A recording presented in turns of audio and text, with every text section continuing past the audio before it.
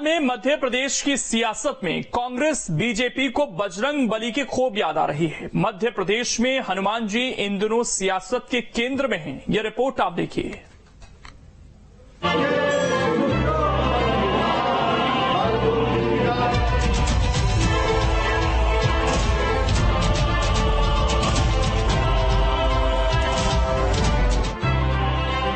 छिंदवाड़ा में हनुमान भक्ति पर सियासी शोर।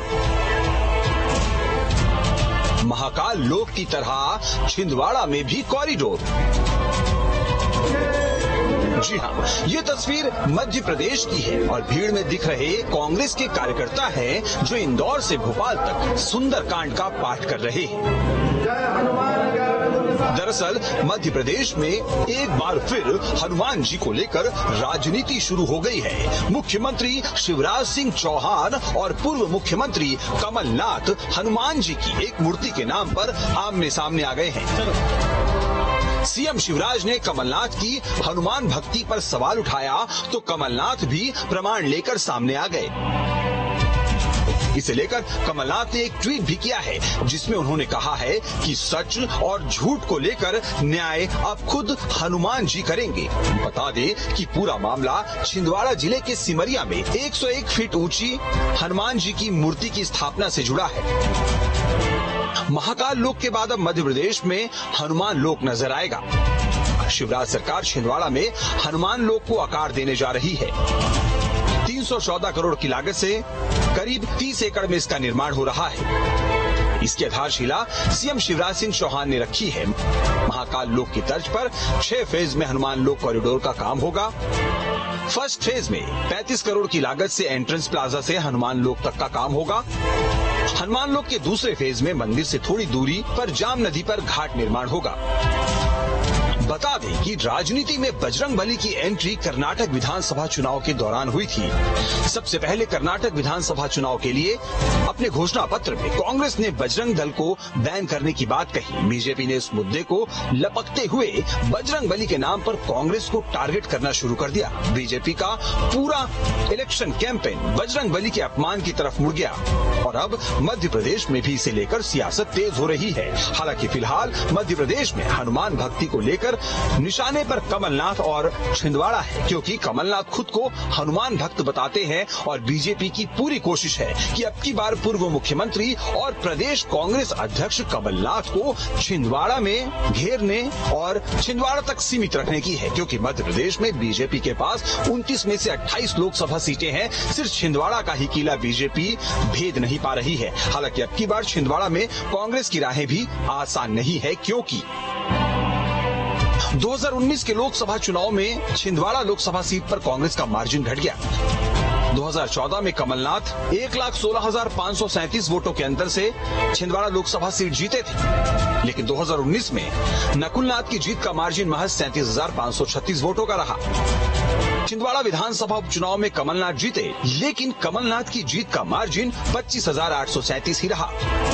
1980 से छिंदवाड़ा विधानसभा सीट पर 9 चुनाव हुए हैं। इनमें से अब तक 5 बार कांग्रेस और 4 बार बीजेपी जीती है। निकाय चुनाव में भी छिंदवाड़ा में बीजेपी के लिए उम्मीद बढ़ी।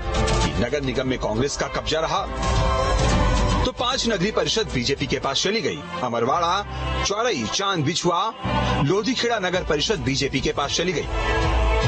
तो हनुमान भक्ति के बहाने जहां हिंदुत्व की पिच पर बल्लेबाजी हो रही है, वहीं कमलनाथ की भी सियासी घेराबंदी की रणनीति को अपनाया जा रहा है। अगर वो मुद्दा किसी दूसरे यानी विशेषकर कांग्रेस के सामने चला जाता है तो भारतीय जनता पार्टी को बड़ा नुकसान होने की संभावना दिखती है। इसीलिए कहीं न कहीं बीजेपी या शिवराज सिंह चौहान ने उस मंदिर को, जिसके कारण उनकी कमलनाथ की इमेज एक हिंदुत्व लीडर के रूप में बनी है, छीनने का इस मार्फत से पूरा प्रयास किया है।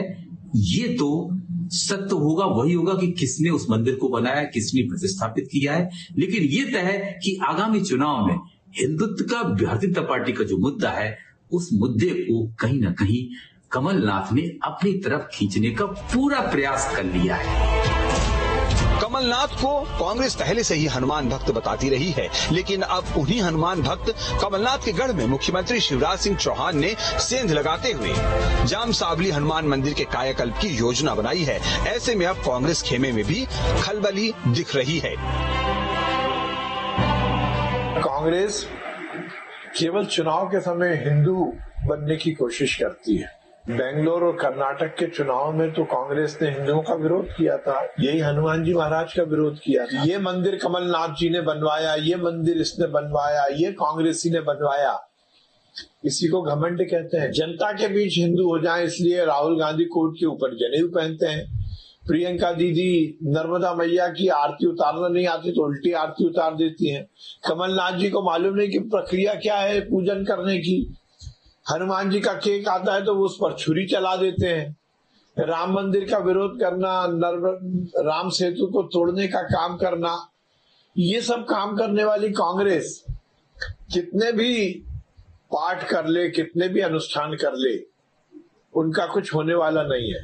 मुख्यमंत्री को कोई फर्क नहीं पड़ता कि वहां प्रतिमाएं खंडित हुई और जिस अलौकिक मंदिर का निर्माण कमलनाथ जी ने कराया है उसके संदर्भित विषय पर भी झूठ बोला। कमलनाथ जी ने उस पर कभी राजनीति नहीं की, मगर ये अपराध अक्षम्य है।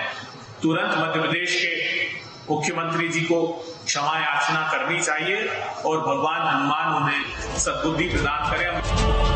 कर्नाटक चुनाव में बीजेपी की हार के बाद कांग्रेस ने मध्य प्रदेश में बजरंगबली की भक्ति और सॉफ्ट हिंदुत्व पर खुलकर राजनीति शुरू कर दी है। कांग्रेस के सीएम इन वेटिंग कमलनाथ खुद को सबसे बड़ा हनुमान भक्त बताने लगे। इतना ही नहीं, उन्होंने अपने गृह जिले में बागेश्वर वाले बाबा धीरेन्द्र कृष्ण शास्त्री की कथा करवाई और हिंदुत्व पर बयान भी दिया। वहीं बीजेपी भी लगातार हिंदुत्व के मुद्दे पर कमलनाथ और कांग्रेस को टारगेट करने का कोई मौका नहीं चूक रही है। बहरहाल चुनाव में अभी 2 महीने से ज्यादा का वक्त है। ऐसे में देखना दिलचस्प होगा कि आगे और कौन कौन से देवी देवताओं की एंट्री मध्य प्रदेश में होती है। Team news stay.